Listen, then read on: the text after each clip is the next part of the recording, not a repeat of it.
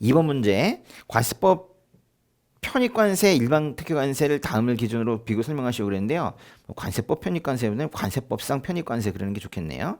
개념 정의, 적용 대상, 적용 정지.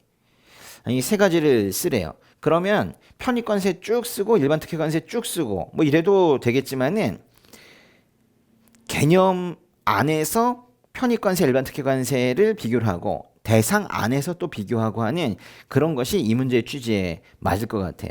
이제 답안을 보시면은 일단 편입관세와 일반특혜관세는 개념, 어떻게 관세를 인하하는 방식의 어떤 방식 이런 것들만 유사해서 제가 이 문제를 낸 거는 아닙니다. 편입관세가 몇 조에 있어요? 74조와 75조에 있는데 일반특혜관세가 바로 그 다음에 이어지는 76조와 77조에 있잖아요. 그러니까 74, 75, 76, 77 쭉 이어지는 거. 제 눈에만 보이는 게 아니라 이것이 출제자들에게도 그대로 다 보인단 말이에요. 그래서 이거는 뭐 꼭 준비해야 되는 비교 문제인데요.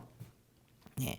그래서 이제 1번의 편입관세의 정의를 그렇게 쓰시면 되겠고 다 74조의 1항 그리고 일반특혜관세는 76조부터 시작이니까 76조의 1항 각각 1항이 바로 개념의 비교 부분이에요. 대상을 비교해 보시면은 편입관세는 그 적용 대상은 일단 대통령령이다 이러면 되는 거예요. 예.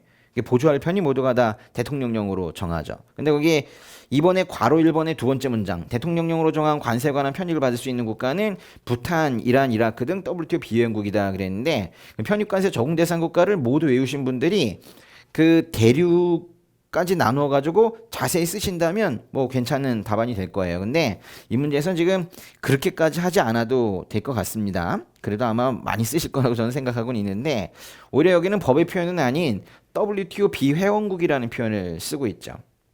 실적으로 조약에 의한 편익을 받지 아니하는 나라의 국가라는 것이 바로 WTO 비회원국들을 말하고 있는 거거든요. 근데 이게 적용 대상이라는 게 적용 국가일 뿐만 아니라 적용 물품도 대상인 거거든요.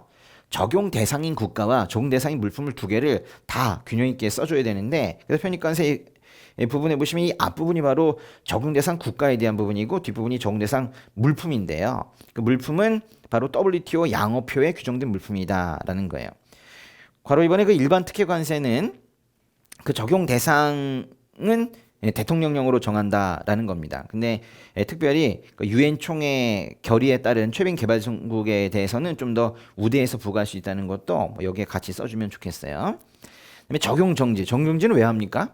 도와주고 싶은데 도와주다 보니까 내가 더 힘들다 할 때 적용 정지를 하죠. 그래서 각각 법의 75조의 편입관세 적용 정지, 77조의 일반 특혜관세 적용 정지가 나오고 있는데요. 거기 3번의 괄호 1번에 보시면은 국민경제에 중대한 영향이 초래되거나 초래될 우려가 있는 경우 우리가 더 힘들다는 얘기네요.